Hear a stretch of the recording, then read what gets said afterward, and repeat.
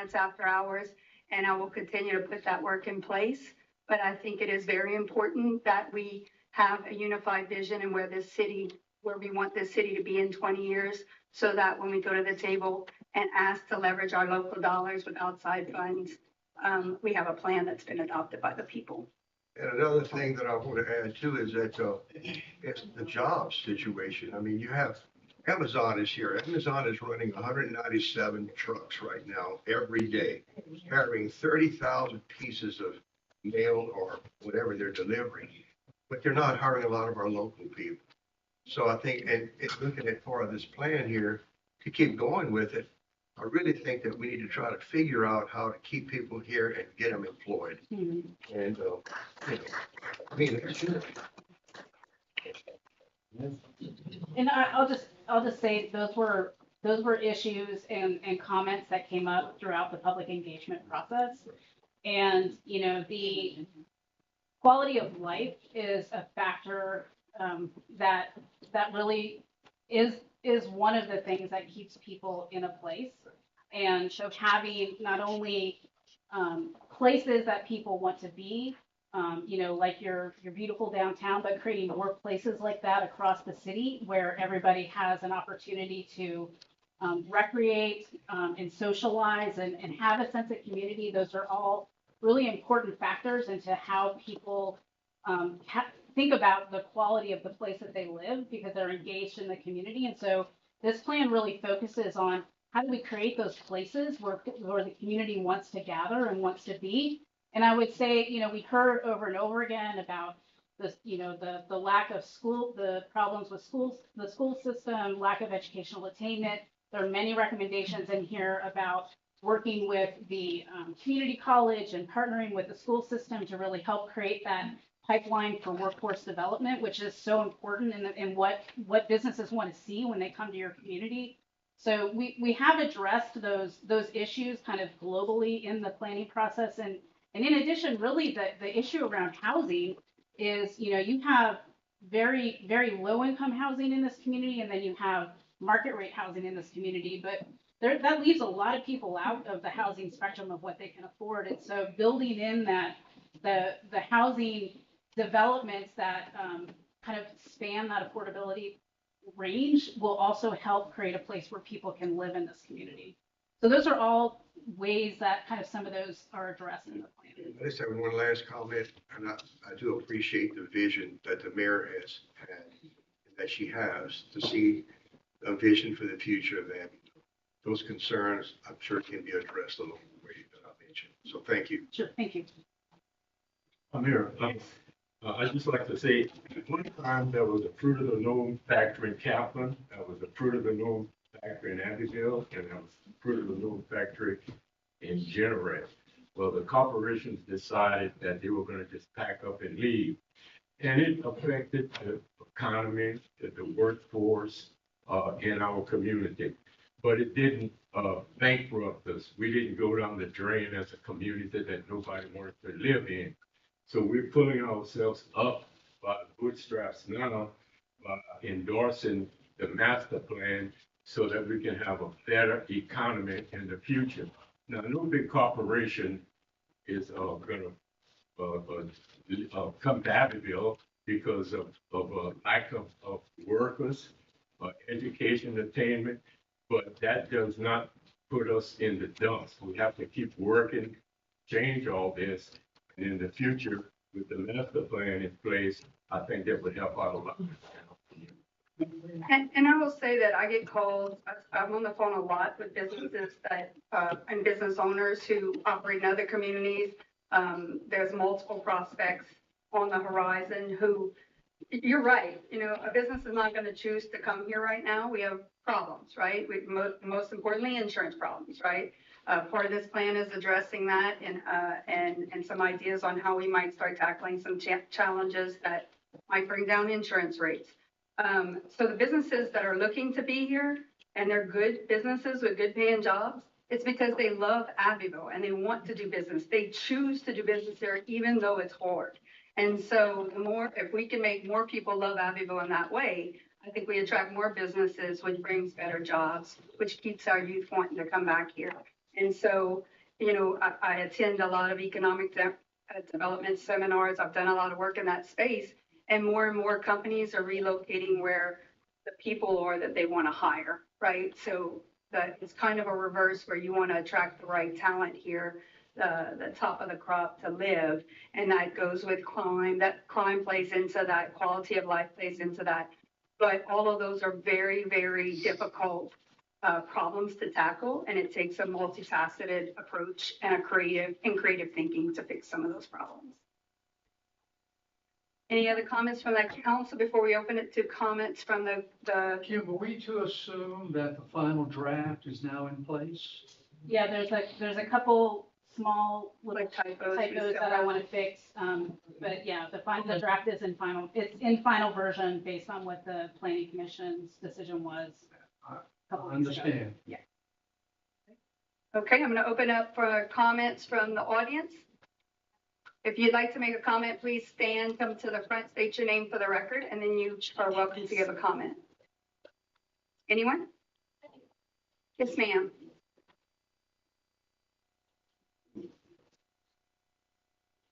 Hi, my name is Ashton Reese-Muller. I do have a question, and it was that we've had discussions previously through a couple of us. When agreeing to this deal with CPEX,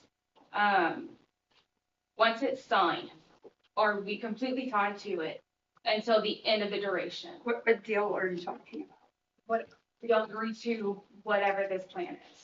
So this is we have a contract with Center for Planning Excellence. They are our planning agency. What they do is collect ideas from the community and they draft. They're basically I don't know, they're kind of like I like to say they're the engine, right? We're the steering wheel and they're the engine because we don't have the capacity to write it. A plan is always a fluid document, meaning we adopt it today, and in a year from now, we are looking at it, and if things change on the marketplace, if things change with a new industry, at any time, the plan should be updated. We should be checking off things in the back of the plan, adding things to it, removing things. It is never a stagnant document, and it is not indoctrined in that adopting the plan means everything in the plan is going to happen. It is setting a North Star and a goal for our community based on the vision of the people that live here that chose to participate in the process.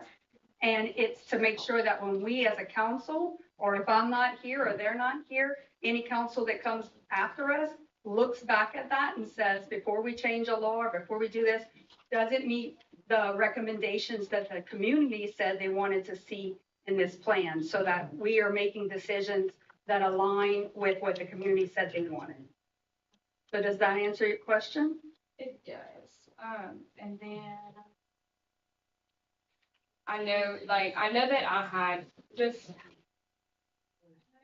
so the bike lane, personally, I disagree with it. But I don't know. I've asked several people, and I mean, of course, you get the ones that do agree with it.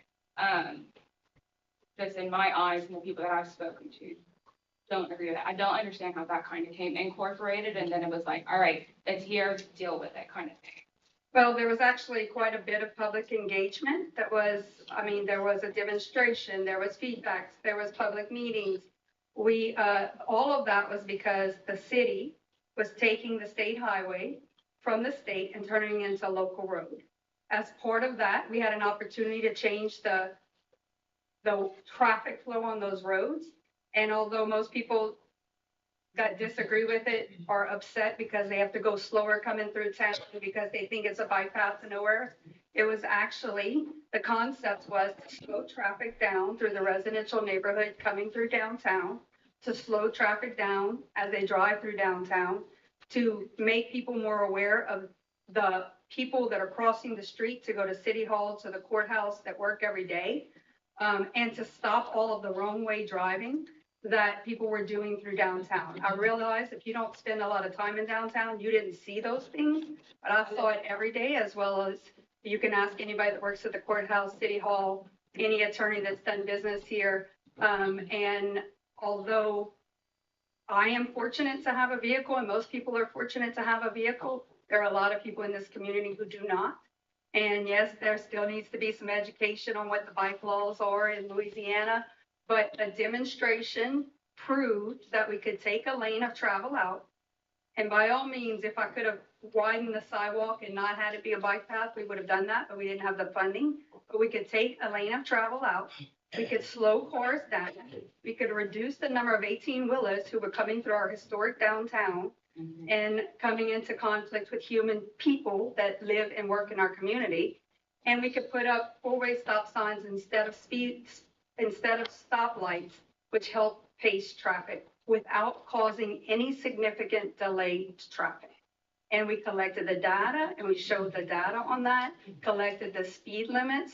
People were driving 40 to 60 miles per hour in a 35-mile-per-hour zone before we did the demonstration.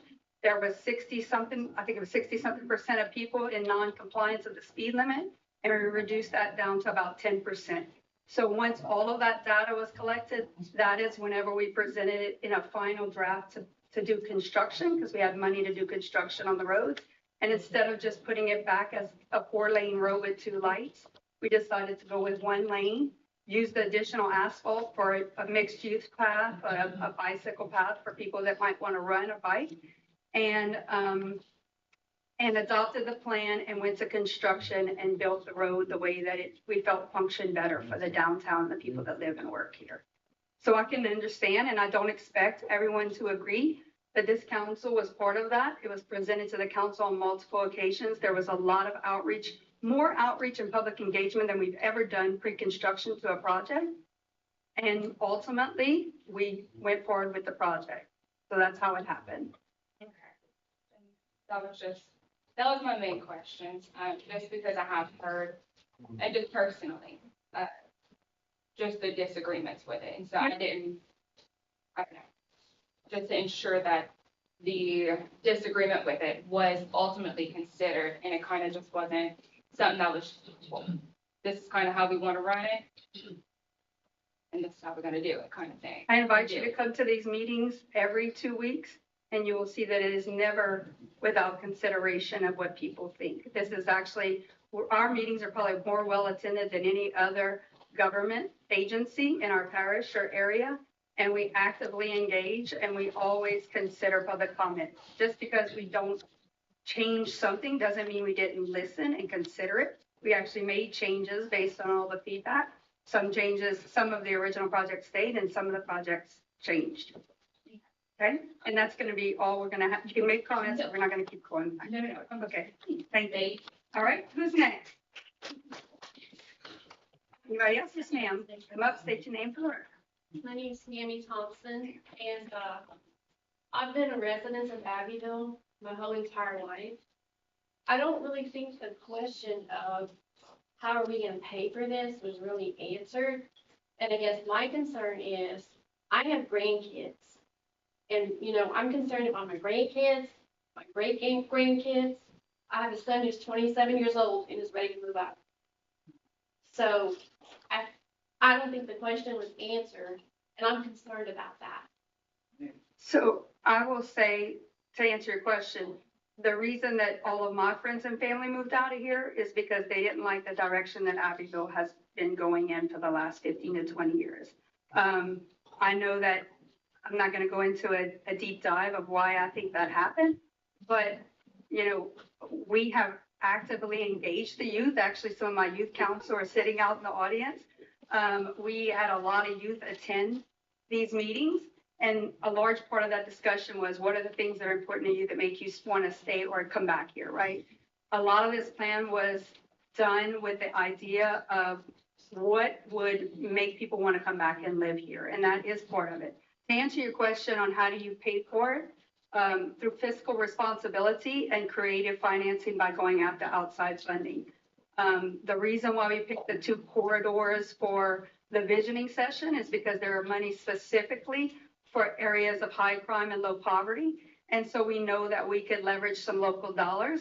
And it's proven time and time again by doing the right investments in high crime areas and low poverty will lead to a safer community because it will uplift that area, right? It's strategic investment in disadvantaged areas that over time help fix crime. It's one of many tools that you use to try to drive crime out.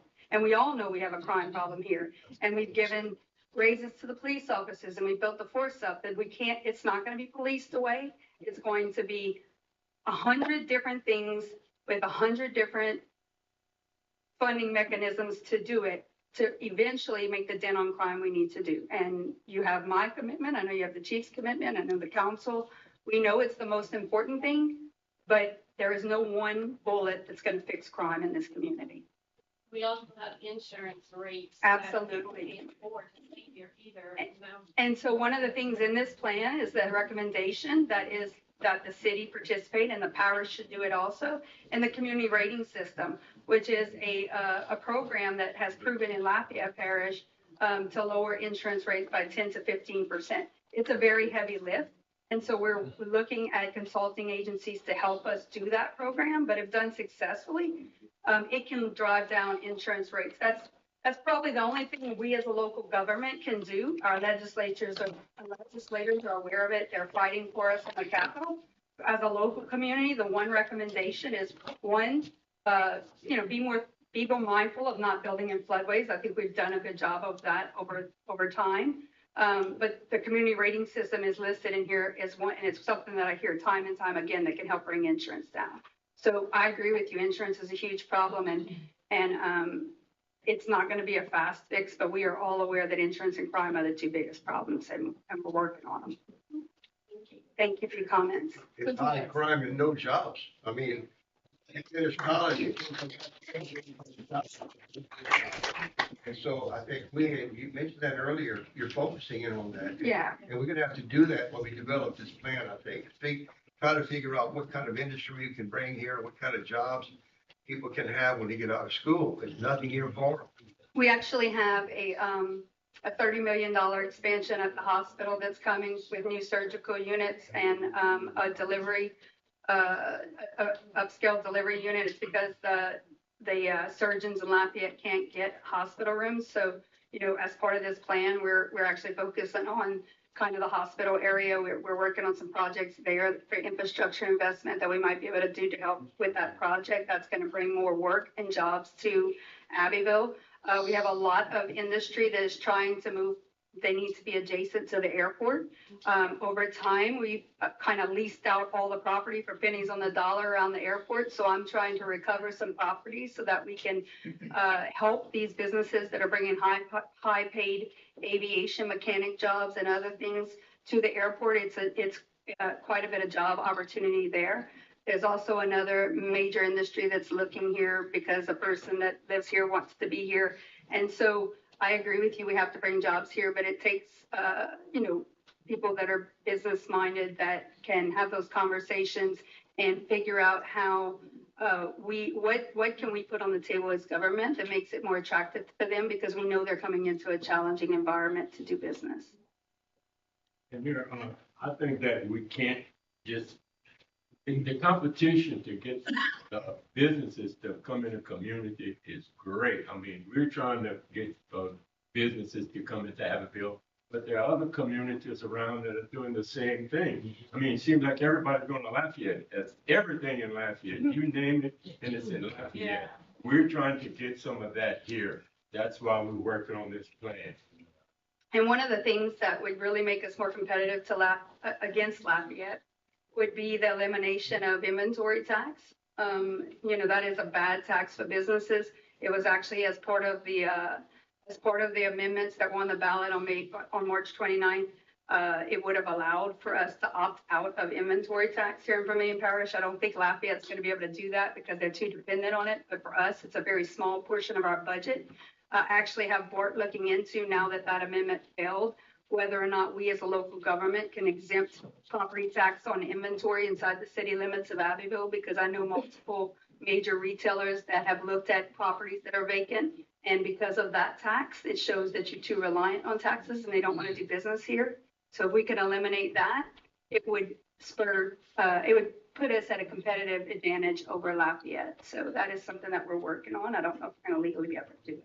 I have a question, concerning the, letters that were circulated concerning the railroad about people losing their property. I had never heard of that. Well, it's not factual. Okay. So, yes, I know that, and listen, this is, wait, I'm gonna say this. This is not a meeting about rails to trails, and we're not gonna get into a debate over rails to trails today. I know that's what a lot of y'all are here for.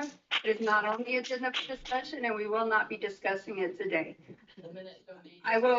I will state again for the record that the rails to trails conversation was a long-term, big picture thought, conversation, idea. It is not a plan. The railroad is not abandoned. And I went on the record at the last meeting that I got roped into saying that we would never go after eminent domain. So that's been stated publicly more and more times that I can state. I know that what is being said when we leave these meetings is something else. But any one of you can come visit with me at any time, and I will tell you exactly and talk to you honestly about everything. That is not on the agenda tonight, and we are not opening up that discussion tonight. Just one last thing there about going back to what our conversation was about 2000 and so on. And I would like to see us do everything we can to help this man, Chief Mike Hardy, and the police department to get this crime under control. It's got to happen.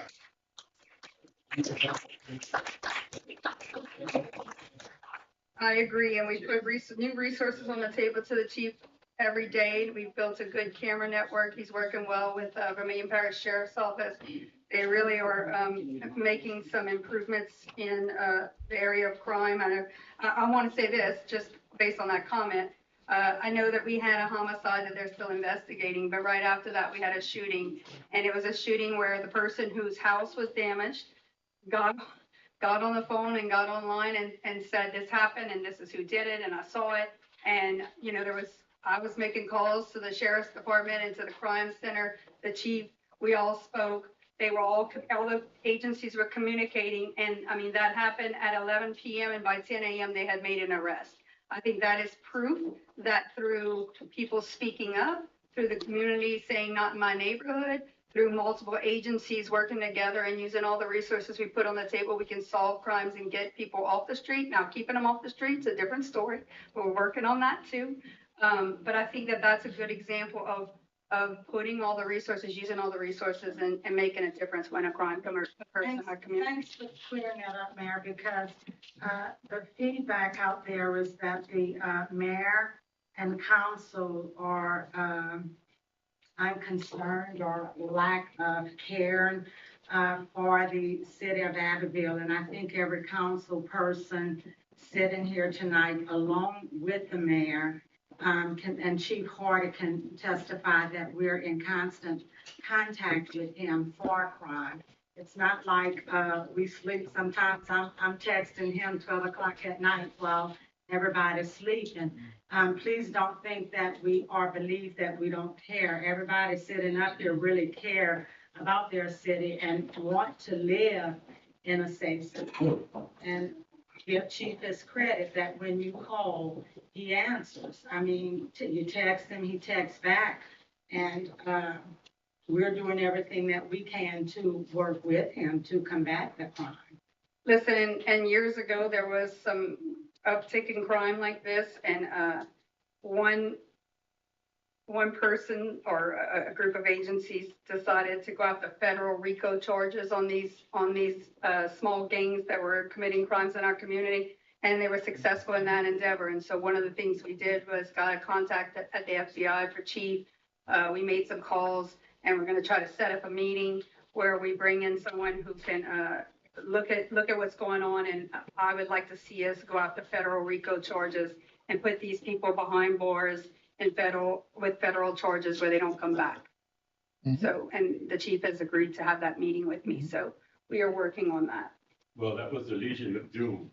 Oh, yeah. We had federal agents, state agents, local agents, everybody working to disband that group.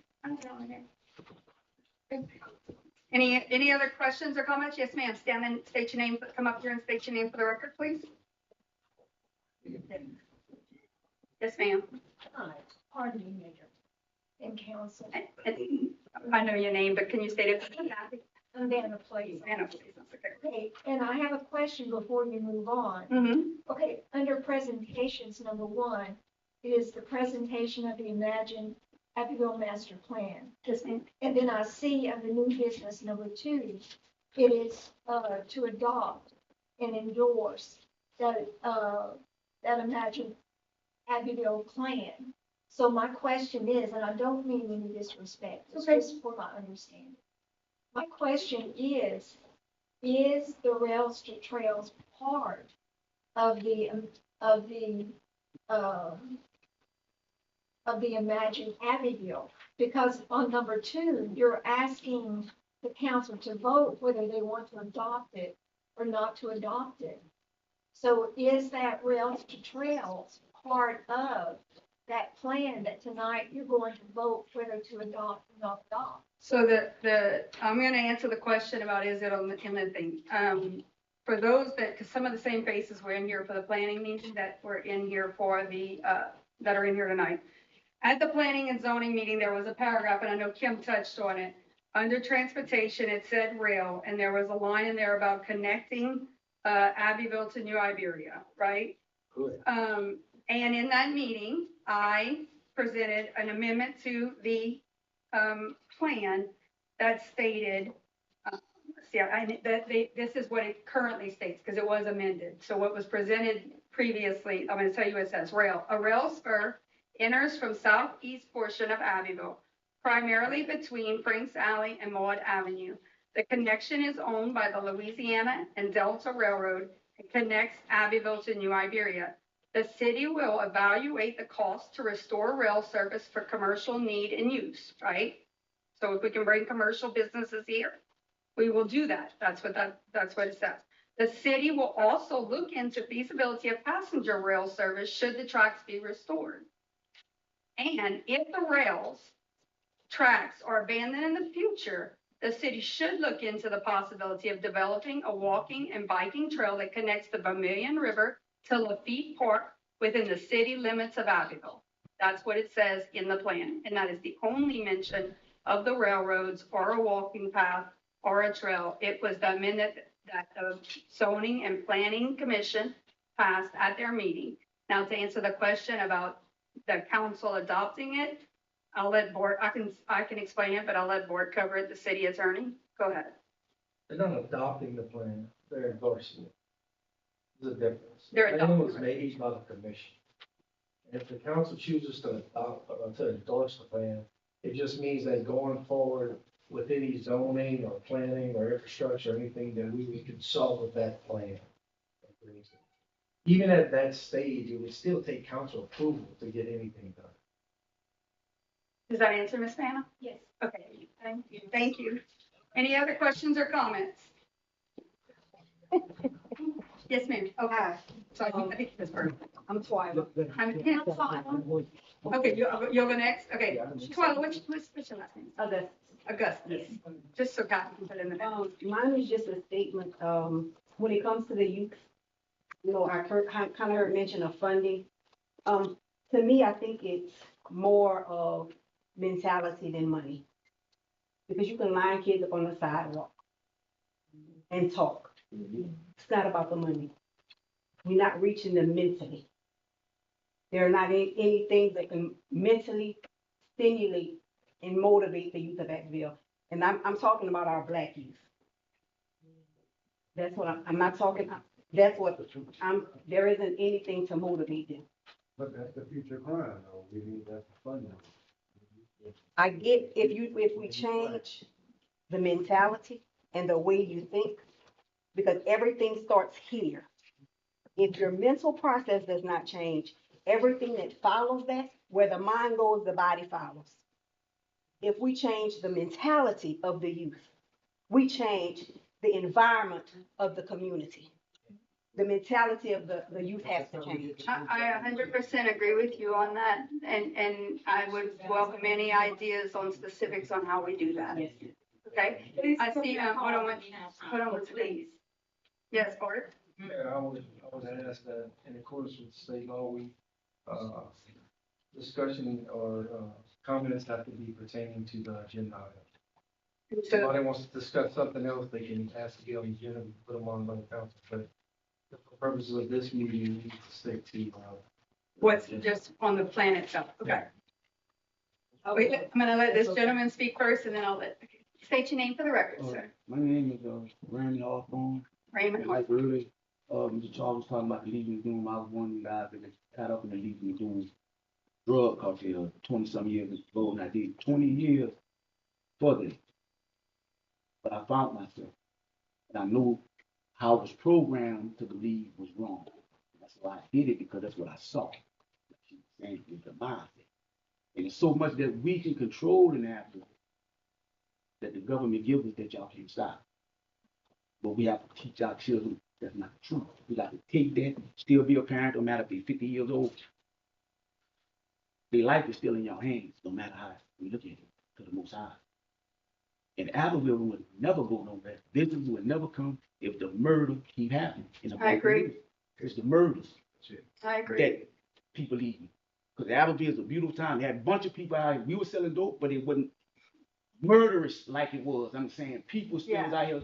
It was full. It was a lot of people. Yeah. But when the murdering started, just look at the trends. Everybody started leaving. People are desensitized. The children today are desensitized from it. Yeah. So our black community need to be in charge of them. Okay. So I'm gonna thank you for the comment. I'm gonna adhere to what the city attorney said, as far as being specifically about the item on the agenda, which is the master plan.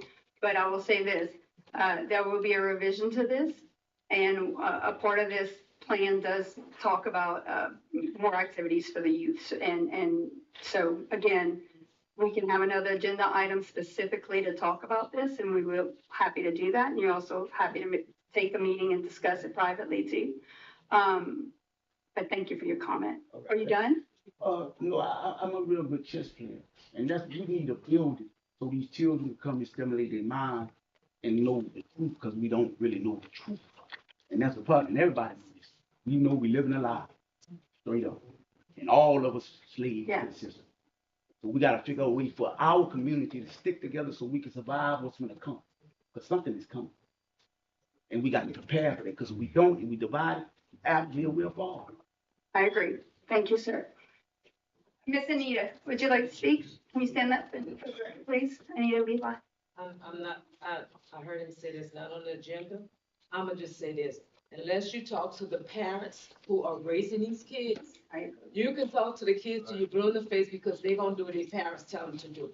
So you need to work on the parents first, not the kids, because these kids will only do what their parents tell them to do. I agree. Okay, any other comments on the master plan or the council's endorsement of the master plan? I have one. Yes, sir.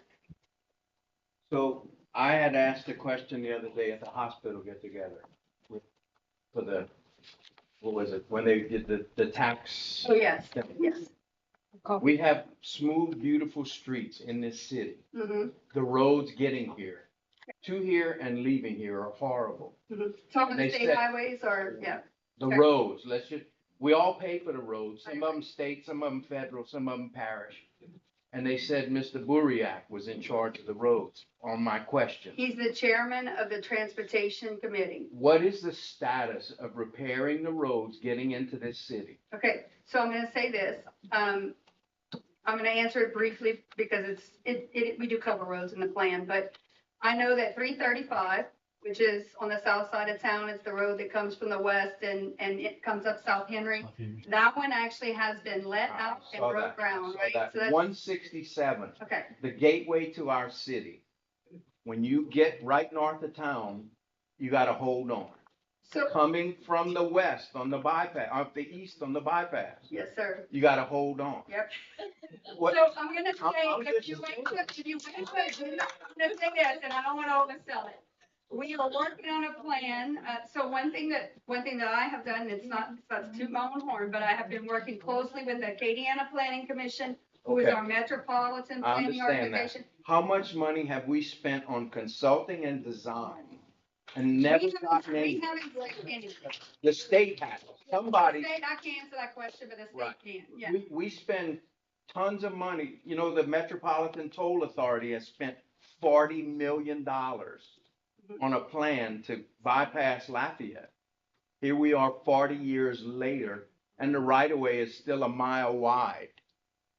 How long does it take? Thank God they built the Mississippi levees when they did, because if they would have started today, we'd all be dead before it ever got built. The first person to I- tell you I that just- the way that the government does Right. projects, it costs 10 times more than it should. It takes 10 times longer than it should, and it's the most ineffective way I've ever seen anything I agree. operate coming from oil and gas. So how do we change it? I Because don't we know. keep doing the same thing over I don't and know, over. we're not gonna fix it tonight, but I know, but it's called insanity when you Yeah. do the same thing over and over, I agree. expecting a different result. I agree. That is where I'm at in this, okay? And the other thing is, our sales tax in Abbeville is one of the highest in the states. Yep. There's no reason to come shopping here if you're gonna pay what you pay.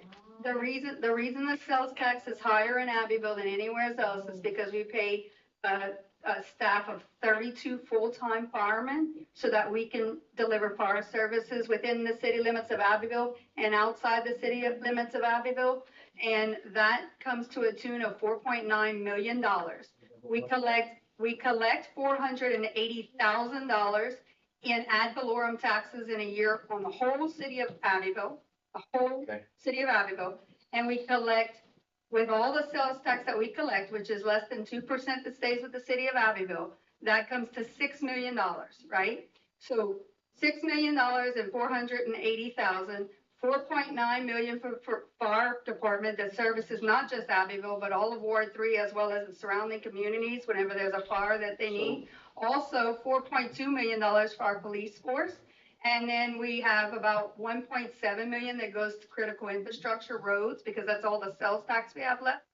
All the other money, it's not taxes that pay for the services that we do in the city limits of Abbeville. It's utility sales because fortunately, and I will give Mr. Larry Campisi credit. I know he's sitting in the audience. I think he was the one that originally got us our own distribution system. So our electrical distribution, we're one of only 20 communities in Louisiana that can sell our utilities buy at wholesale, sell at retail, and be competitive with the big chain, the big players in the market. And we have to use all of that revenue to supplement, to fix the roads and to do the projects. So we don't pay enough taxes to get the services we already have. That supplemental fire that's not in the city limits, are they helping to pay? We get some supplemental revenue from the police jury for some of those services. Gotcha. We'll have I'm gonna actually come to the, Thursday, we're having coffee at the fire department. I can tell you more about that then. I got you. Okay. My one thing, like I was listening on the way here. Yes, sir. Our insurance rates, our Yes, sales sir. tax rates, just the crime, yeah. There Yes, were sir. gunshots the other night, about 100 of them. Yes. I recorded on one of my cameras. That's how close it was to it. We gotta figure something out because We do. there's no quality of life left here for young people. There's no job. Thank you. Thank you. Okay, yes, sir. Shannon, you have to go with me. I'm sorry. I think I couldn't. Okay. Hey, how y'all doing? My name is Malcolm, by the way. Malcolm, what's your last name? I'm a Jones. My mom's a hardware. My mom resident here all her life, and my thing, I'm new here. I've been here about a year, and I'm from the New Orleans side originally, from Blackman Parish, Venice, Louisiana. That's where I'm originally from. Good fishing. But yeah, I miss it. My thing is this, with the plan that you guys have, it's a new thing to me. I haven't heard of it. I've been here about a year, so I'm just now getting into the little government thing you guys have. But what do you have, like, I see everybody's scaring about money and this and that. My wife passed away in 2018 of breast cancer. She got diagnosed in 2015. And we learned a lot about what causes this thing, and we're eating trash every day, and a lot of us are sick. Right now, we're sick as shit. I mean, really sick, excuse me. But with the plan, you got this 20 years from now. They say, well, our grandchildren are going to, enjoy it. Yeah, that's true. If they live to be 30 after you pass away within a few years from now. What I'm saying is this, man, I remember when we had, my grandmother and all, we had gardens, man, we had fruit trees. I was talking to him about this. Yes. We had gardens and fruit trees. You know, we ate good, you know, we ate real fruits with seeds and stuff. We could drop the seed and next year we'll see that tree growing. I mean, that's just not happening anymore. It's not. The food you go to the store, it's not real food anymore. But yeah, we're spending this 20-year plan. Hey, we got this, it's gonna be beautiful, isn't it? Nobody's taking and including their health, man. You know, you think your whole business is gonna be nice, but there's not a fruit tree around this place to say when you get a stomach pain. Mr. Malcolm. Dandelions are beautiful for your stomach, for your health. We spray poison on this. We're not really thinking about what we're doing. Yeah, let's make it nice. I agree. Mr. Malcolm, there's a whole chapter on health. Yeah, but we're not implementing that. We probably didn't cover it here, but I want you to know that we did cover, it is a whole chapter on health, and I agree with you. I'm walking down the street, maybe we can pick up a fruit. I agree. You know, that's beautiful. Why can't we do those things? Okay. You know, we lose the scope of our life. Man, One of the reasons why mobility and walkability and accessibility is so important to me is because one of the stats that the CDC put out was that this generation is the first generation that is expected not to outlive their parents. I don't have children, but I have nieces and nephews, and I have great nieces and nephews, and that affected me deeply, right? My father had 2 massive heart attacks, a heart transplant, and died of breast cancer. You know, being active and healthy and walking and mobile and choosing to walk and choosing to be outside, all of those things contribute to your personal health, right? I don't want to die at 70 years old. I want to live a good life from 70 to 90. You know, so it's about building an environment where you make it easy for people to want to be healthy, right? And that's a beautiful plan that you guys have for that. If we need to Community health is, yes. into it, let's have I agree. We do have a community garden, so I would be happy to visit with you. And I know Councilwoman Briscoe would probably love to visit with you also on that. Okay. Well, I had 2 hours meeting with him. Oh, okay. And thank you for attending. Okay, anybody else? If not, we're gonna call for question, and I think we already have a motion. No, we're still on the. Oh, we still on the presentation, okay. All right, so that's it on the presentation. We're gonna move on, and this part moves fast, so everybody look alive, and if you have a comment, we'll call on you. All right, minutes and approvals of bills. Item number 1, to approve the minutes from April 1st, 2025 and April 15th, 2025 regular city council meeting. Motion and a second. Any questions or comments? Hearing none, all in favor?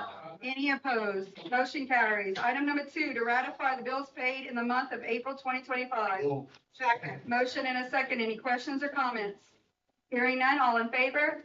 Any opposed? Motion carries. New business, number 1, to authorize the mayor to execute an intergovernmental agreement to become part of the Metropolitan Planning Organization. Joey, are you still out there? I want to make sure you can hear this. Okay, council and audience.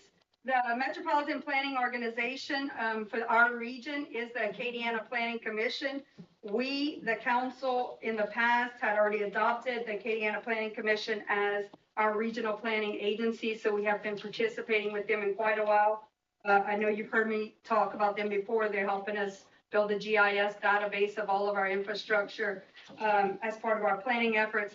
But one of the things that the police jury and myself thought was important after meeting and learning about the work they do is that I thought we petitioned to become part of the Metropolitan Planning Organization's area. And they were actually, after the last census, they were changing some of their borders, and they petitioned to move the line down and include Abbeville as part of the MPO. And thankfully that was approved. And Sarah Gary is here in the audience. She's going to talk a little bit about what that means. But basically, it means We will be working closely with them on the highway systems and the transportation plan. And it makes us eligible for additional federal dollars because those federal dollars are channeled through that agency. So this is another means of bringing resources to the table and being part of the conversation about state highways and intra-highway routes. And so Sarah, would you like to come up here and help me? Good evening. Thank you guys for having us. My name is Sarah Gary, and I am the CEO of Acadiana Planning Commission. I'm also the Transportation Director. And so for you guys, we have just a little, since you guys are going to be new to us, we have just a little fact sheet on what the MPO is, why MPOs are important. And on the back of that one pager, you will see a map of the MPO area. As well as you'll see the two maps. There's an aerial and another map. Same map, just some people look at things a little differently. Some like an aerial version, some don't. And these are all of the roads that are what's considered federally aid eligible. So we as the MPO, our umbrella organization is the Acadiana Planning Commission. MPOs are federally required. They're federally designated organizations. We represent 6 parishes and 12 cities serving about 390,000 residents. Because we're over 250,000 people, we are considered a TMA, which is a transportation management area.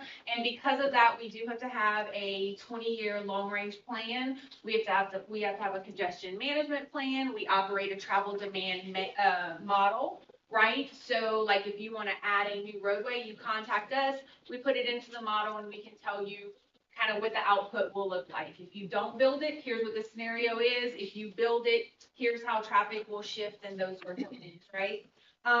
We get about, right now, about $6 million annually from the federal government. That number is based off of population, and that is based off of census. So every 10 years, those population numbers change based off of census. For you guys in the audience, it is very important that you fill out your census paperwork and or your things that they send you through email, because that is how your federal tax dollars come back towards your communities, right? And unfortunately with the 2020 census, because it was a COVID year, not everybody filled out their census. You didn't have the little people that would knock on your doors for those people that did not. And the MPO lost about $1 million in funding because we lost population, unfortunately. And so census will be coming up in another 5 years. So I beg of all the people in the audience, please fill out your census forms. So we can get more money for transportation, right? And so we do about $6 million a year. We, as an MPO, have a transportation improvement program. That is considered our TIP. That's our funding document. It is a 4-year document. We are required to be fiscally constrained, so we can't spend more money than we take in. As the MPO, we have 2 boards. We have staff members, right? We're staff to the MPO board. We have a policy board, which is made up of our elected officials, such as our mayors, our parish presidents, police jury presidents. And then we also have a technical board that essentially advises our policy board. Those technical boards are made up of engineering firms, city engineers, parish engineers, public works folks, people who are involved in the transportation aspect within your community. As the city of Abbeville, you guys will get a seat on the policy board. The mayor will have that, as well as an appointment the mayor will make, more than likely your public works folks, your public work person to our technical committee. So you get a voice at the table on how the $6 million are spent when we hold a project call, essentially. And so that's kind of how we do it. We hold a project call. Those communities that want to apply for projects along their federally aid eligible highways are more than happy to do so. We have a committee that we as a staff rate those. Then we send them to our special committee that we pull together from our technical as well as our policy board to then make the recommendation to the policy board on what projects to get funded or phases of projects to get funded.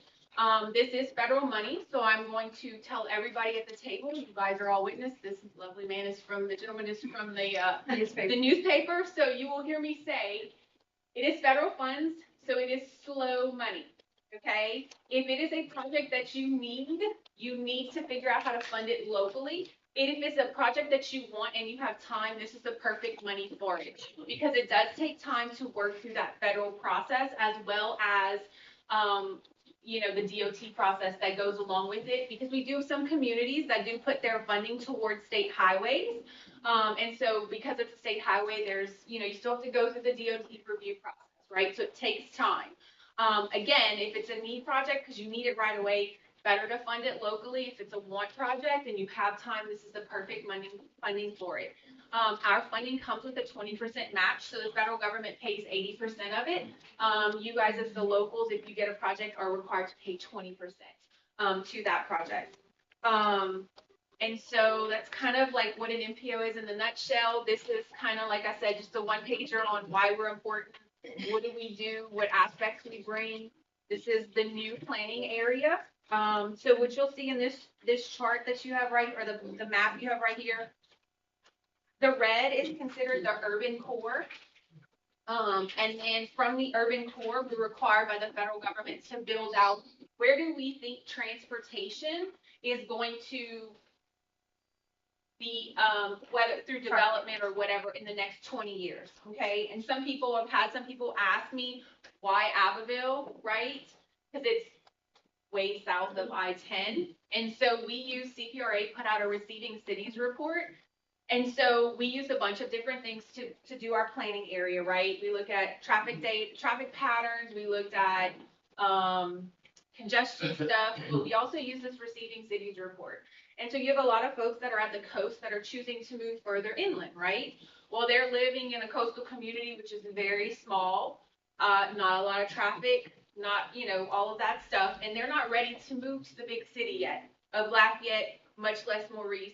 So Abbeville is that perfect place for them, right? And so that's kind of how we came up to this.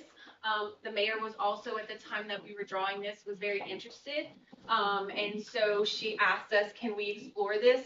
The police jury is we had part of Maurice already in our MPO area. And the police jury was like, how can we get more area in our, you know, get more of Vermilion Parish in our area? And this is the way to do that. So are we happy to answer any questions that you may have? Just another resource, and it's part of being, it's, you know, you mentioned 167 and 14 around the airport with Amazon. It's part of making sure that the bodies that are designing these projects or pitching these projects are, you know, part of the transportation conversations are aware of what's actually happening in your community so that they can have their eyes on it and help you plan for future improvements that might be needed. So we are looking for did we get a motion in a second yet? No. So we are looking for a motion in a second for the city to participate. There will be a fee, and I think it's around $7,000 annually. Yeah, there is a fee, depending on the federal planning funds we kind of do. It depends on the match, and it's based off of population. So I think if I remember correctly, you guys are like, I think under $8,000. Yeah, I think all that. Okay. A second. A motion and a second on the table. Any questions or comments? I just have a little comment. In your presentation, you must have named about 6 or 7 boards. Why the bureaucracy just moves in? The federal process, unfortunately, and basically, I mean, it's our policy committee. It's elected officials, right? And so a lot of times they rely on, when they make decisions, right? You may have your city engineering firm come up and say, hey, this is what we do, this is what we recommend, right? And so this is kind of the same process. That technical committee is an advisory, like, kind of board to the policy committee to help them make the decisions, as well as us on staff. That's why things move so slow. Yes, unfortunately. So, and one thing that I've learned is that it's a lot about relationships, right? And it's a lot about politics, unfortunately. But that, so it's the same thing as I sit on the Acadiana Watershed Commission. And they have a technical advisory committee. That technical advisory committee is kind of to take the politics out of it and make sure that it's based on science first before you vote on projects. So they kind of vet the feasibility, the you know, the data, the science behind it before it gets on the level where it's political and deal making. So that's probably one of the reasons why it is there, but it does slow it down, definitely. Did I see another hand in the audience? Hearing none, All in favor? Any opposed? Motion carries. Item number 2, to adopt, thank you, Sarah. To adopt a resolution of the City of Abbeville City Council endorsing the Abbeville Planning Commission's adoption of Imagine Abbeville, a comprehensive master plan for the City of Abbeville. I do move. I have a motion and a second. Any questions or comments? I'd like to offer a substitute motion if that's possible. Let's go fish. Bart? Well, what is it? What is the motion? A substitute motion, It is what it is. or to include further language in that amendment that was done by the planning. So we can't amend that board's, what they've done? All we can do is either, vote to adopt or deny the resolution. Can't add anything at this. No, we'd have to go back to them. They'd have to change it. You know, it's their, they adopted the plan. We're just, offering a resolution for the council to determine whether or not they want to endorse that plan. So it's either, yes, we endorse it, no, we don't. And if there needs to be further discussion with the planning commission to do some amendment, then that's a whole different. Okay. Roll call. Okay. I have a motion and a second. Are there any other questions or comments before we do the roll call vote? I'll oppose the master plan. You want to state your name for the record? Belinda Mouton. Belinda Mouton opposes the master plan. And it's not a vote, but we'll put it on the record for you. Okay? Anybody else need your vote? Right now. Miss Belinda, that's not the way this meeting functions, okay? Thank you. All right, any other questions or comments? Hearing none, all in, roll call, I need to call for a roll call vote. Kathy, can you give me a roll call vote? Sure, Councilman Campbell, Yes. Councilwoman Broussard, Yes. Councilman Broussard, Yes. Councilman Plaisance. Yes, but I want to qualify it. I'm going to vote for it because it takes off the amendment, took off the rails to trails. But I'd like to see it go back to the planning commission for further, comments and further wording. Councilman That's Moore, possible. Yes. Mayor, you have a unanimous vote. Motion carries. Item number 3, to approve the renewal from LWCC for workers' compensation insurance set to renew on May 19th, 2025. Councilman Broussard, I'll let you take this one. Council Mayor. I'm gonna ask y'all to keep it down, please. If you'd like to have a discussion, go out in the lobby. Colton, Ben, please come in. And, council, we have the renewal of LWCC. And I'm happy to tell you that we've gotten a dividend from them for $218,000. So the premium, and you may have documentation, public safety departments have had claims that affected the premium amount. So we are thankful for the dividend, and it is offsetting the premium amount. Colton, can you expand? Yeah, so. You're not leaving because you're here.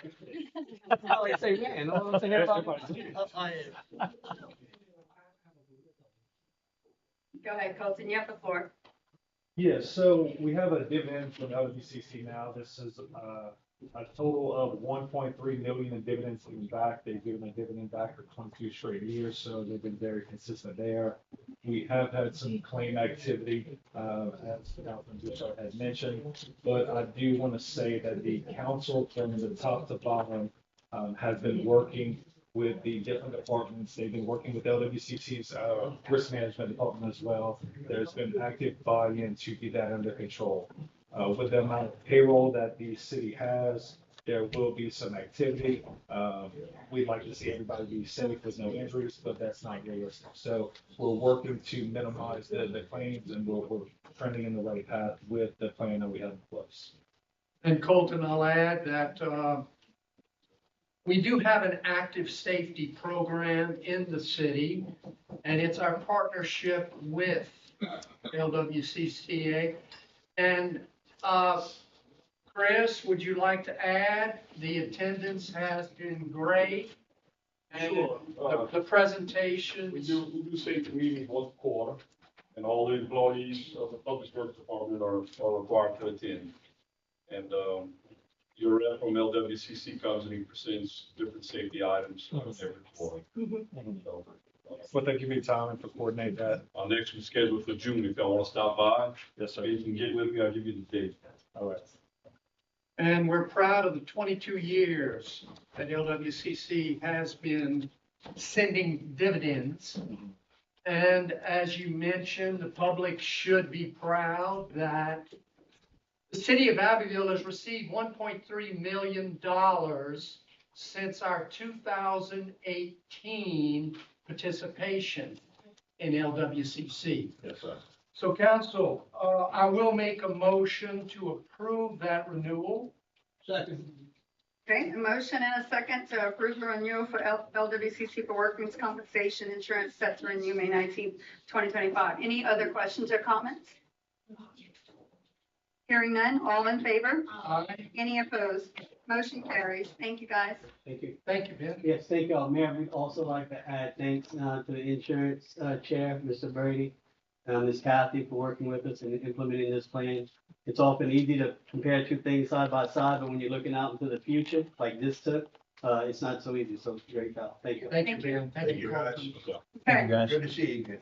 Item number 4, to authorize the mayor to execute all documents pertaining to the health insurance renewal for 7/1/2025 with UMR Move. and ULLICO. A motion by Councilman Hardy, a second by Councilman Plazoff.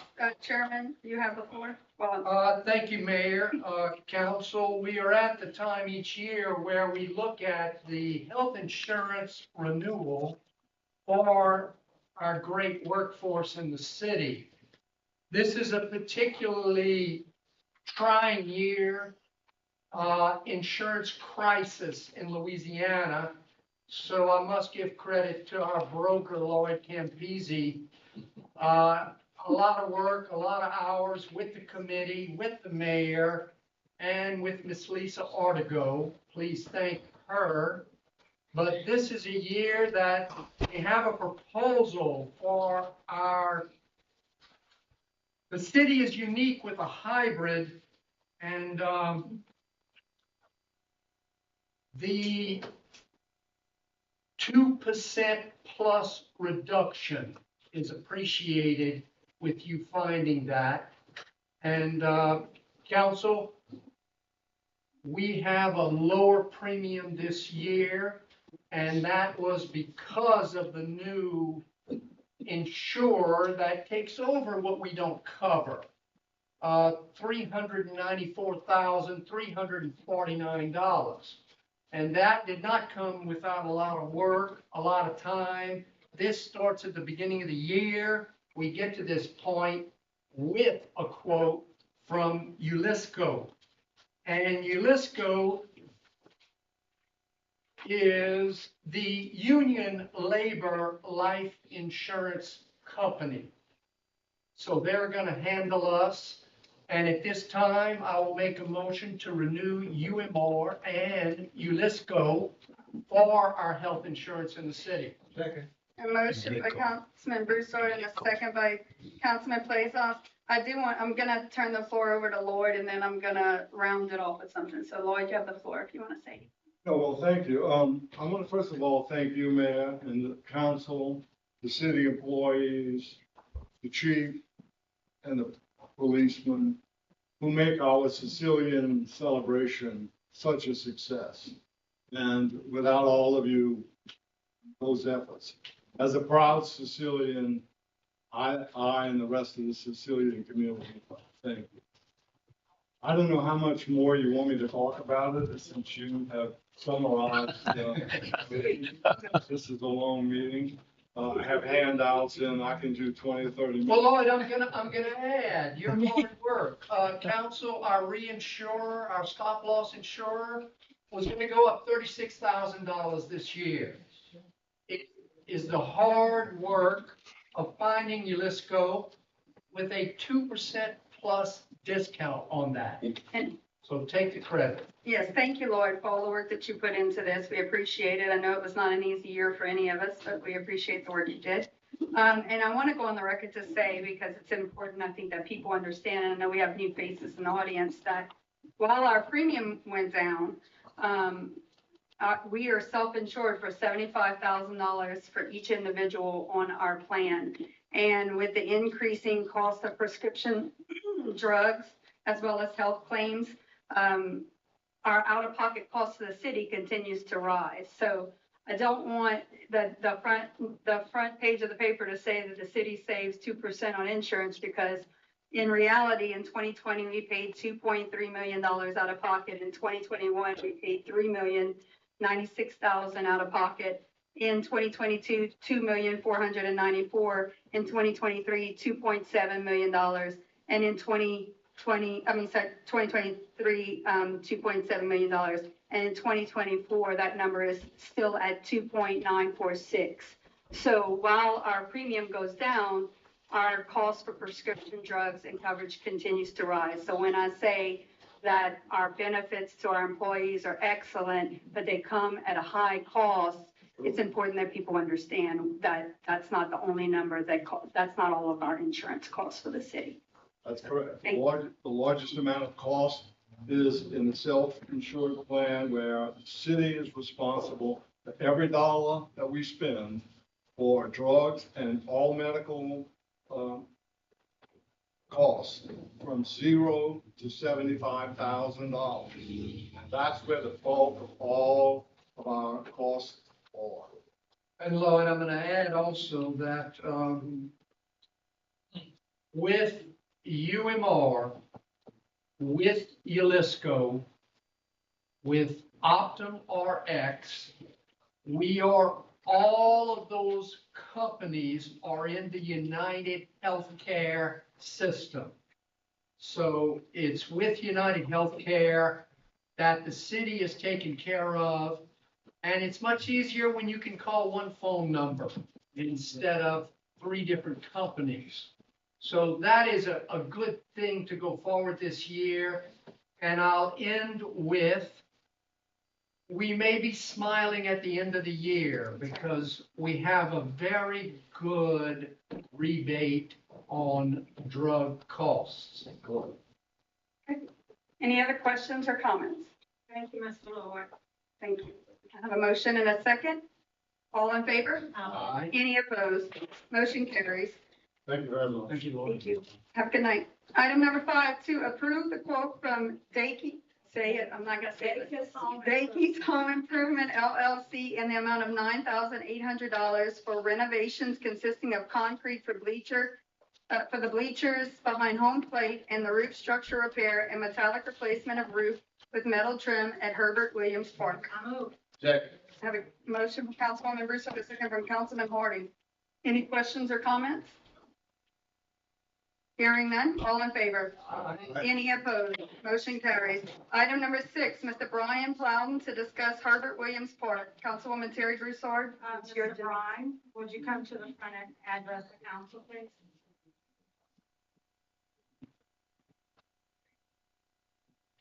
Oh, okay. Hi. Okay. Everybody. I almost walked out when I heard crying.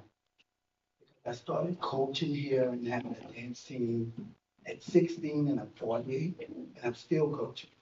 And one of these crimes, they had a funeral, and he's one of mine, that traveled to Clovis, New Mexico a few years ago before COVID and got a ring. And it kind of messed with me, and I'm kind of shaky. I didn't know it was going to go that route. So where I'm here today because before an incident happened with the keys, I had a vision of Herbert Williams Field. Just anything I could think of to stop losing my players. It means the world to me. So the vision, I put it on Facebook.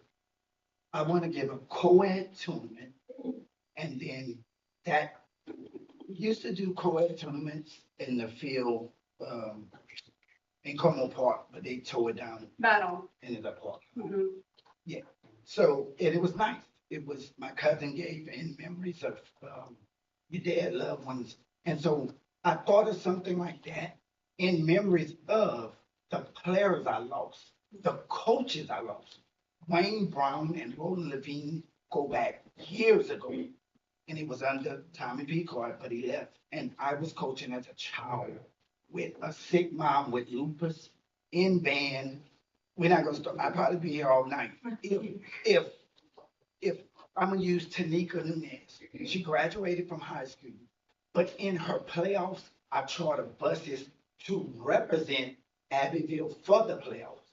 When she went to college, if they played, she was at Akron State, Mississippi. If they played Baton Rouge, oh, it's time to get a bus to still go represent Tanika Nunez and Tina Roy, even though she was in Kaplan and Grant Davenport, and it just goes on and on. When the Abbeville High, Coach Ham got them to the state championship, I filled the bus, 55 people on the bus to support them. So I just wanted something, and I know Terry, Miss Terry always had a passion, always supported me, always. And so I put that post out and I got a lot of comments. So I have a question, and I'm new to coming to the meetings or whatever, but like when the fields was built with turf in Como Park, I still was traveling with kids going to the World Series at the time. I just want to know what's the difference with that field and that field, because the Keys, that part is coming up. The Keys, from what I can remember, I always have them to Herbert Williams. When that field was built, I always have them. And so whoever don't know me in the crowd, 2019, I got the key to the city. I think it was 2018 or 19, still humanitarian of the parade, cattle festival. And it was nice what they did for me. So my mom was with lupus. I'm trying to take care of her, but she would worry about me. You're doing too much. You're doing too much. And it was about my passion, my heart for the kids. So my plan is I want to give a co-ed tournament, but I don't want it to stop. From the co-ed tournament, I would like a lead. Right now, as we speak, I'm an assistant coach with Kelly in E-Rec. 3 years ago, we was going to the World Series because you did a letterhead for me. I traveled with World Series, it's got to be almost 20 years. And so they had an incident in Clovis that they canceled it. So it canceled us.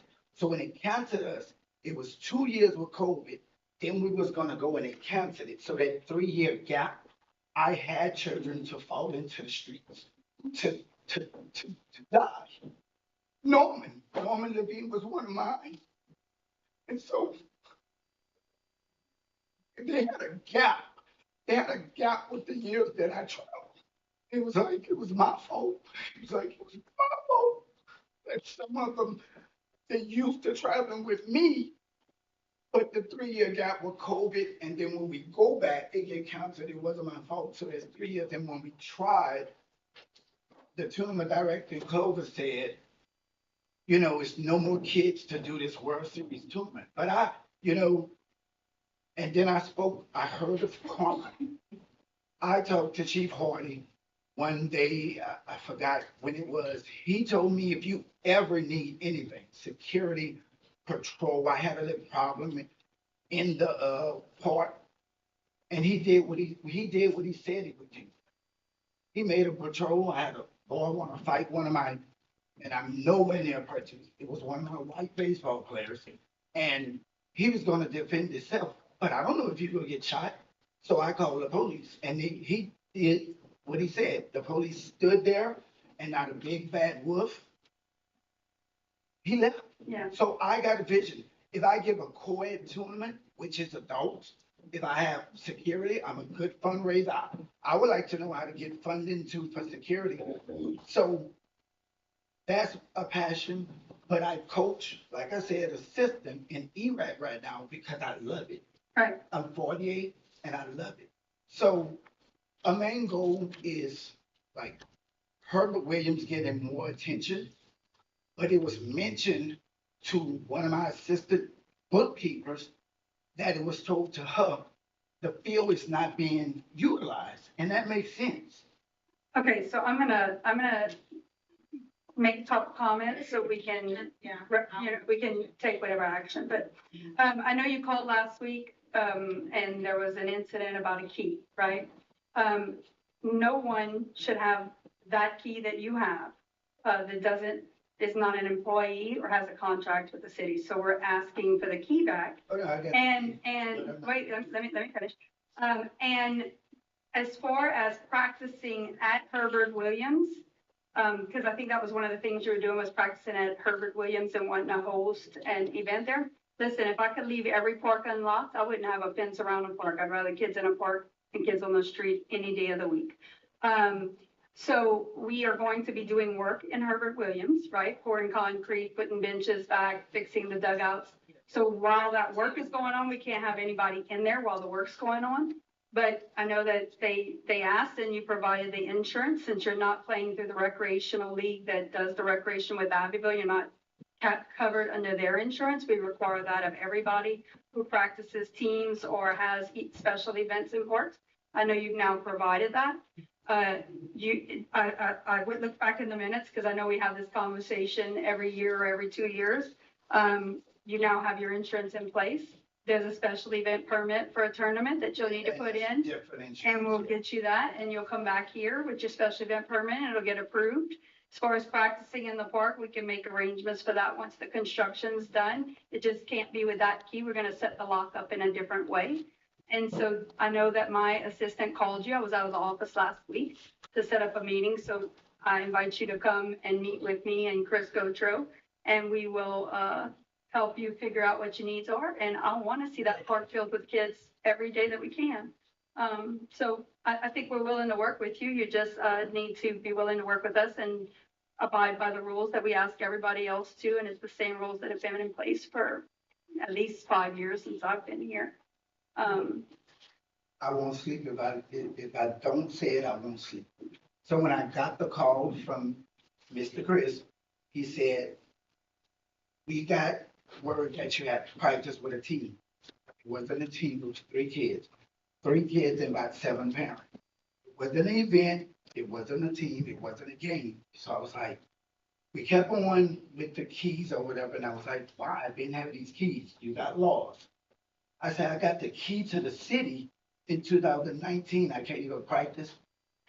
He broke me down when he said, you got the key to the city in 2019. We're in 2025 now. And I felt like this. I'm not afraid to say, I reached out to KLFY. I did. And you know what I got back? She reached out to him. And so when she reached out to him, I would like to read this because I won't sleep. And it's stuff I didn't know in the 30-something years I've been coaching. Good morning. That was to her. Number 1, the person in question is not a coach associated with the City of Abbeville Recreation Department, nor its recreational provider QSA. Because when I get the insurance, I put QSA on it, and Byron, as long as I have the insurance, I practice over there. Yeah, that's for ERAP. That's Yeah, not for I know. Abbeville. Yes, So sir. that's why that part was. Okay. So number 2, he should not have a key to any city of Abbeville property park because he is not employed of the city. All the years I've been doing it, never knew that. Yeah. And that is because that key does not just open park buildings. Okay. So that's why you cannot have it. So number 3, if any coach/team with another legal, not affiliated with the city or QSA wants to practice his team, you just said it. The city requires liability. And I went and got it the next day. Yes, sir. Okay, City of Abbeville has an additional insurance. Since, this is Chris talking, since my call to this guy, I have a name. My name is Brian Plowden, and when he called me, he said, I'm looking for Broma. So that to her should have been Mr. Brian Plowden, Coach B, or Broma. It was this guy. And I'm done. Ron, I'm sorry. yeah, just a few things because I had been, you and I had been back and forth. One thing first and foremost, I want to tell you that whether it be the mayor, Chris Godfrow, or any sitting person here, including the chief of police, I have no fear in ever saying what I need to say and who I need to tell that they're wrong. We got that out. Secondly, you have been a huge asset to the community. I will go back to when I met you and Suzanne Tuchet, and I was asked to participate in a video, and that's been a very long time. That's how long you have been contributing to our community and the kids in the community. As far as people feeling or believing that we do not want people in the park, that's unheard of. 2 weeks ago, we had one of the best times, one of the largest Easter egg hunts. But I want the kids in the park. I want them to tire themselves out so that the only thing they can do after that is go home, eat, take a good shower, and go to bed. Well, maybe study if they're in school. So, if there's any misconceptions about who I am and who I'm for, I will always be for my community. And my mayor, the mayor, and Chris Godfrow sitting back there can tell you that sometimes they catch hell from me because I tell them exactly how I feel without fear, but it's all in love for my community. And I just wanted you to know that. And I want you to know that I appreciate every effort that you give and that you have given to that community. That's never a question. That's what I need while I'm alive, because a lot of people, after Jason O'Brien had passed, stuff started getting big. I got a lot of years, and what you just said, I got my flowers from you now while I'm living. I'm done dead. It's too late. Yes, useless after you're dead. Yeah. So I had to put that out there. That part that he contacted them back, that guy, I would have felt more better if it was Brian Plowden or Gronk, my nickname. And then the key to the city part, without talking conversation, you got the key to the city in 2019, but we're in 2025. It was like, oh, okay, that don't matter. I'm nobody. And I would not say that you're nobody. And sometimes we say things, sometimes, and I'm guilty of that. Sometimes we say things and I realize that I said it wrong and I got to come back and apologize. I have to give a big apology. But for the sake of everybody with the parks and everybody getting along, I don't think there's one person within this council meeting or up here that doesn't want us to get along. Everybody here is about community. And at least 3 times a week, I'm on the phone with Chris about what is best for the parks in my district. To say maybe he didn't do it how he should have done it, I can't say that he has ill feelings. And I don't have to sugarcoat that because I'm guilty of that. We say things in a way that we should, and we realize it after it's done. Yeah, well, I apologize for that. Okay? Thank you. I'm going to say one thing just so that you know me, Mr. Blanc. Mr. Blanc, right here. Right. Just for your knowledge, taking to Facebook and the media is not the best way to communicate with me. I'm not always going to be available right when you call because I do work often and take a lot of meetings, but I am never going to react or be bullied into addressing things. I'm just letting you know. Yeah, I didn't put you in. I will not give in to tactics on social media or media, because if you call the media before you take a meeting with me to fix the problem, that is not the way to address a solution for a community. So I want to say that to you.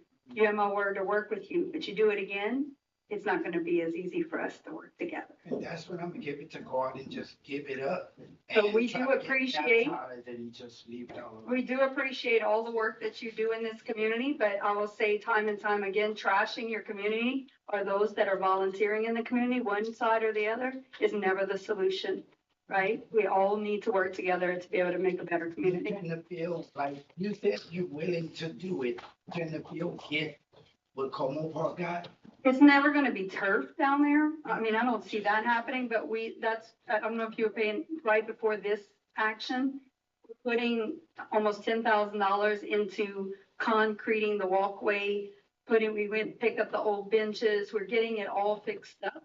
We actually would have done that work a while back, but we had the Easter egg hunt, and so we didn't want the construction to be going on during the Easter egg hunt. So we are investing money and fixing it back up. And that was the motion that we took just before this discussion. So this key right here, Tommy had a shed, wood, and my children raised it. I'm gonna put you in, we're gonna go out there, we're gonna get whatever you need out of there, and then we're gonna get the key back. And whenever the construction's done, we're gonna fix the lock in a way that it's not that key that you have. Okay? Brian, I want to thank you for all you've done for the kids in our community for so many years. I had a cattle festival for 26 years, and I let you to parade every year with your dance team, I think, for nothing. Because we're glad to have you in there. You've done more for our kids than a lot of people have done. So I hope this all works out for you. But I just want to thank you for all you've done for so many years, taking kids all over the country. Thank you. Mayor, I would just like to echo what Councilman Plaisance just said, and I'm not looking for accolades, but you got to go back farther than you went back. That Williams Park, guess who developed it?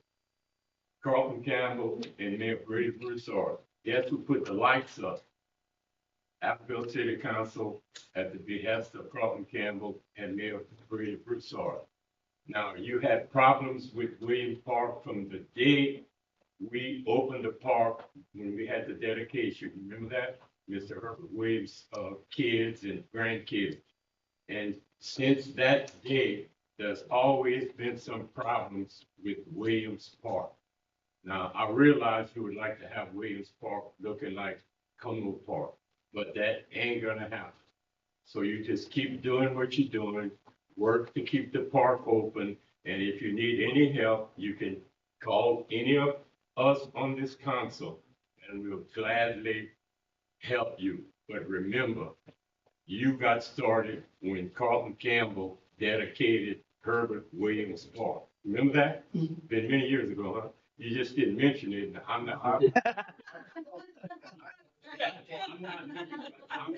for accolades, but that's how you. I just know how long I've been having the key to get in there, and before that tournament got canceled, I was going on the key. Well, I can't figure out what to do.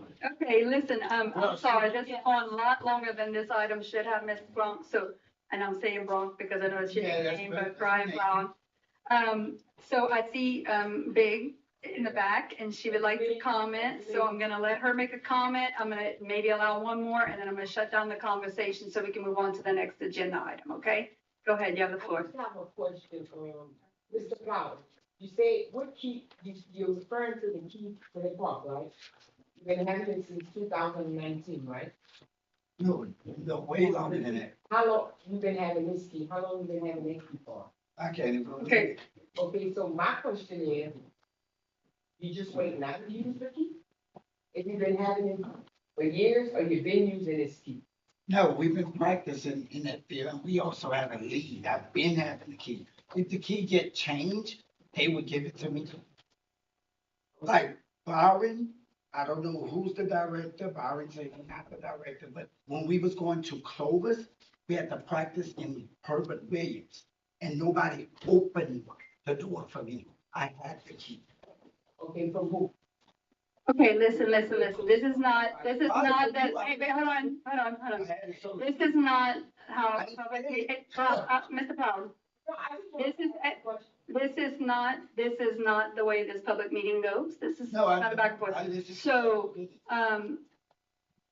it doesn't matter what happened in the past. We are a new city, moving in a new direction. We will make sure you have access to practice kids in the park as long as you do what we require of you. No problem there. I asked for that key back very specifically because it doesn't just open that park, and nobody under my authority or the authority of the Public Works Director should have that key. And that's just the way we're going to move forward, and we will make access for you in a different way. Okay? Anything else? Thank you. Moving on. Item number 7, to authorize the Public Works Director and the Fire Chief to issue reports determining property to be in a dangerous and dilapidated condition in accordance with LSARS 334762A. I have a motion and a second. Any questions or comments?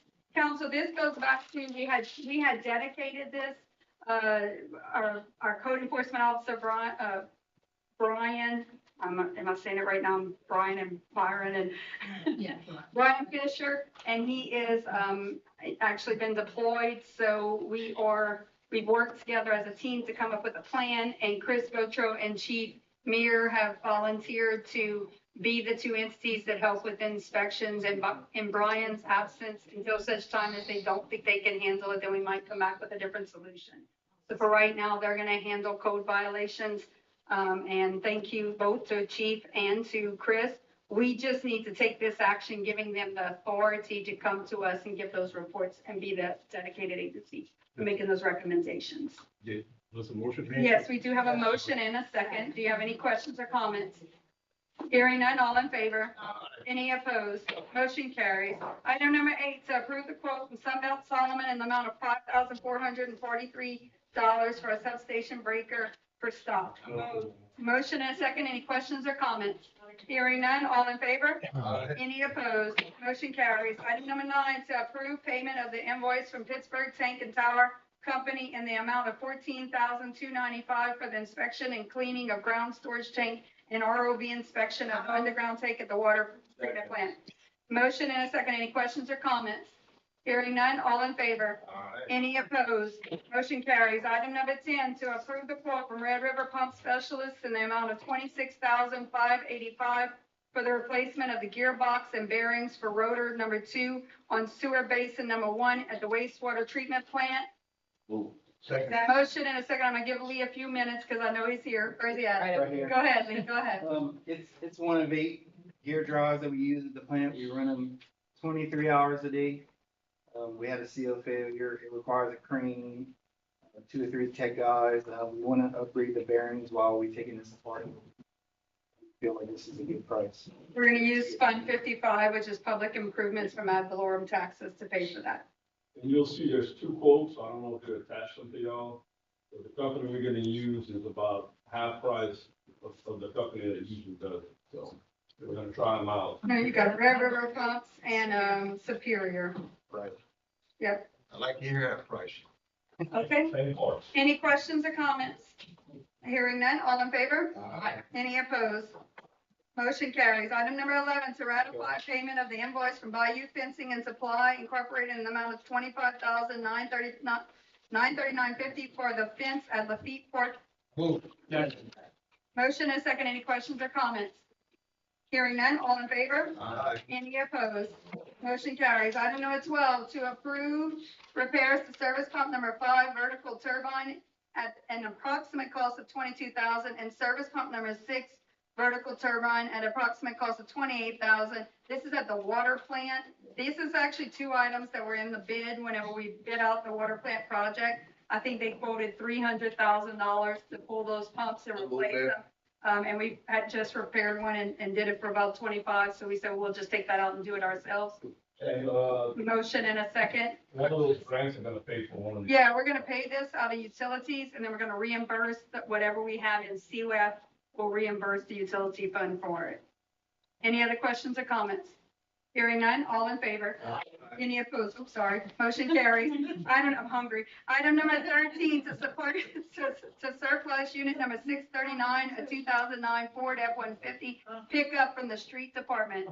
Motion and a second. Any questions or comments? Chris is shaking his head in the back. I think we wore him out. All in favor? Any opposed? Motion carries. Item number 14, to authorize the mayor to execute a cooperative endeavor agreement between DOTD and the city for the donation of reclaimed asphalt pavement to the city. I move. Motion and a second. Any questions or comments? What happened to the, Chris? mill? It was on the yard. You spread it. Sorry? The milling from the asphalt. This one here? Yeah. I didn't get that one yet. Oh, you didn't get it? No, I didn't get, that's about 30 dump trucks of. The road work we had so far, there was a credit in there for them to take the material away, like the two big projects in downtown and Graceland. So this is not coming, but it's coming. The state wants to donate that. Oh, Yeah. okay. Yeah, they just feel it's a place to put it. And I reuse it in certain situations. That was the question I was gonna ask, where you gonna use it? Yeah. Yeah, in certain situations, maybe where, we call for limestone, we'll use this in road cuts, put it at the bottom to pack the hole. We use them in different situations. Any other questions or comments for Chris? Hearing none, all in favor? Any opposed? Motion carries. Item number 15, to approve payment of estimate for partial payment number 2 in the amount of $19,275.67 payable to Ernest P. Bro Electrical LLC relative to the runway lighting and upgrade project. Motion and a second. Any questions or comments? Hearing none, all in favor? Any opposed? Motion carries. Item number 16, to ratify the agreement to exchange payment of taxes for transfer of mineral rights on the property located at Airport Industrial Park Loop. Second. Motion and a second. Council, this is, as you recall, we purchased 2 acres of property. When we went to sign the agreement, the owner had reserved the mineral rights. I asked him to, basically, I expected him to be part of the purchase. We agreed to the small portion of property taxes we would cover in exchange for the mineral rights on that property, so that if it's part of a pool later, we could put the money back into reinvestment. He agreed to do so. So that's going to be an amendment to that purchase agreement, right, Bart? That's correct. It's 100% of the mineral rights, which far outweighs that's what made it sound. Okay. Any questions or comments? We've got a history of production right there. Yeah. So, I have a motion and a second. Any questions or comments? Hearing none, all in favor? Aye. Any opposed? Motion carries. That's it for items of new business. Old business, we have none. Departmental reports, engineers. Who wants to take it first? Todd? He's hungry too. Quick update on the clearance program, which is the grant you received for demolition of several homes. The specifications are together and they're out. We're going to receive bids in a couple of weeks on those 2 projects. We separated into 2 phases. The first phase has 21 structures and the second phase has 11 structures. And we ended up going with like the ones that all had positive asbestos reports is in one package, and the others are. Phase 1, all of the homes have asbestos. And phase 2, none of the homes have it. And that is the state funded grant. I think we have 200, well, I'm not gonna say the amount until the bid's done, but, I know the last run in the paper is May 7th. I'll look that up before this meeting, so that's tomorrow. Do you know what the opening date is? The bid date for phase 1 is the 19th and phase 2 is the 20th. So if you ride around and you see, we put some signs in the yard that says this structure is scheduled to be demolished by using this grant money. We put that so that if people keep calling in the same violation, they know that it's coming, also just to kind of let people know, because there will be another round of funding that we're looking at. And so we're looking for properties that might want to self-submit, or properties that submit. But it will be, from the time you start the process, it can take 3 years before it's torn down. So it's important for people to know that. But we should qualify for up to 500,000 this time in structures, but we have to do the process of qualifying them. So we intend to go out for that again. And I was touching on that now, just one thing I'd like to put to rest and let the public know. And if anybody loves social media so much, please put that on social media, that the city is not stealing your property. No.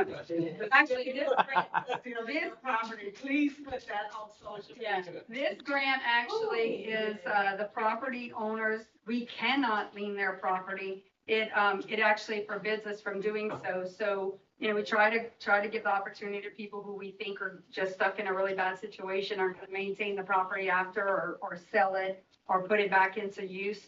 But with this, it's 100, if we get the grant, and if it's on the grant list, and qualifies, it would be 100% covered by state the Louisiana Community Development Block Grant funding. I do much better with saying it than spelling it. And the property owner gets free and clear no liens on the property as part of the grant process. Thank you, Mayor. Thank you, Tom. The only other comment, we did a walkthrough today on the downtown street improvements project. We had developed a punch list and the contractor's taken care of the majority of the issues. He's got very few small items to take care of. So we're wrapping up that project moving forward. Great news. Thank you. Thank you. All right. Any other questions or comments for Todd? No, is Kim here? It wasn't. Halfway out the Ready. door. Kim, you have anything? So Kim, He's sleeping. you got anything? That's Lee. Oh, you left. Okay, I thought it was him. He left right up. It looks like Kim. Attorney's board. Nothing. Public Works Director Chris. Chris, just real quick, you prepared. I know we covered all the hot spots we know of, checked drains, You thought it was him. checked for trash and ditches. Today, Alignment and Charter Street. we are as prepared as possible. I made a call to DOTD this morning to ask them if we start seeing water back up in that intersection, what are their rules for us closing the street?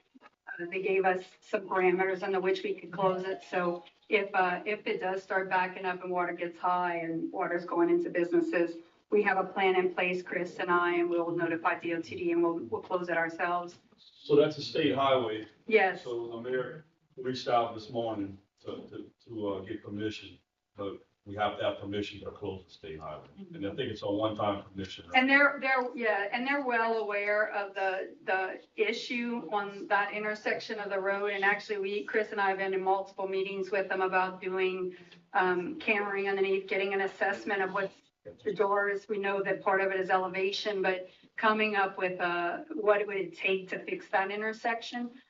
Because in the future, that will be a local road sometime in the future. And so we want to make sure that all those issues are addressed before we take them.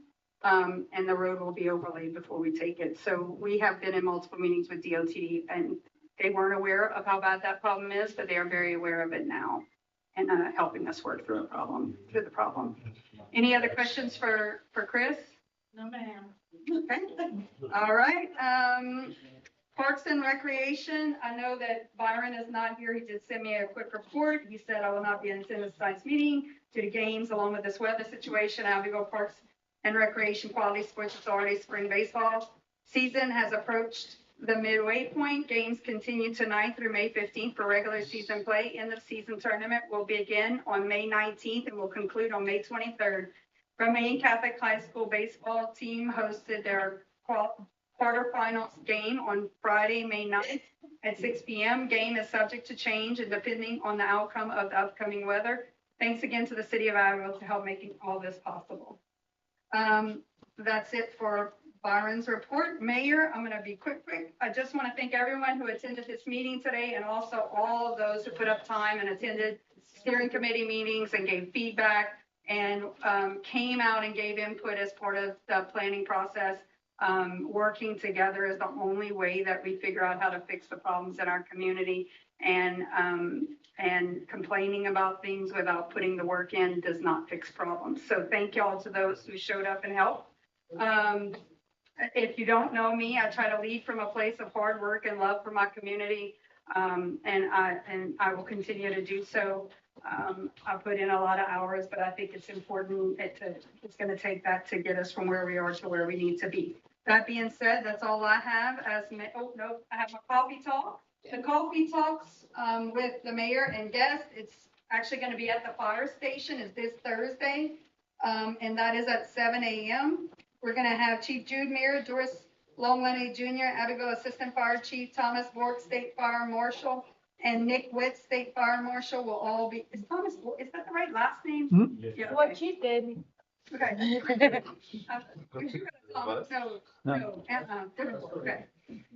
All right, sorry, it's been a long day. And that's at the fire station on Main Street. So if anybody would like, this is just a casual conversation. You get to learn more about the fire department and what they do and where they respond to, and you can ask questions and And it's always an enlightening conversation. It's a good way to see how you govern, behind the scenes of how your government works. So please join us. And that's it. That's all that I have. Chief.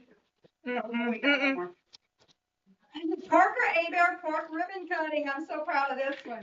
We're going to do a ribbon cutting on Tuesday, May 20th at 3 p.m., 802 Graceland Avenue. Please join us as we celebrate the improvements on Parker Abbeville Park and the improvements on Graceland Avenue.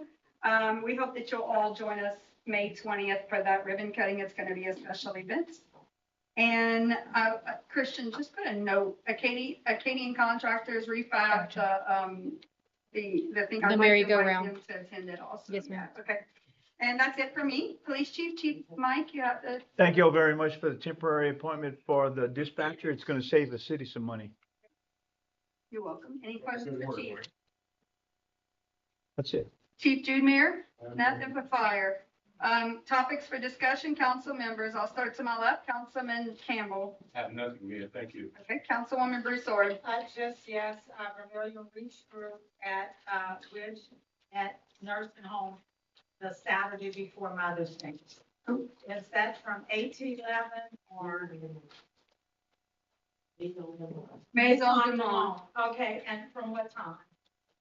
Okay, I'll get with. I'll find it and share it.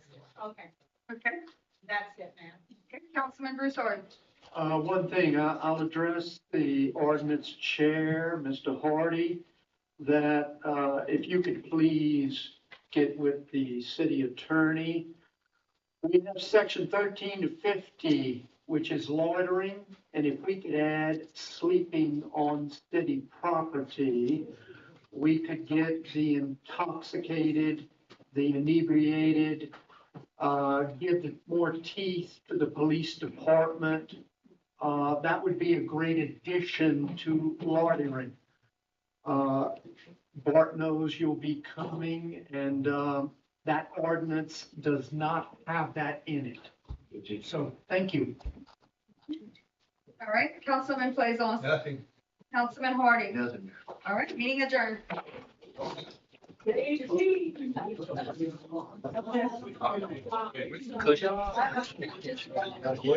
Now, you know why I grabbed this seat.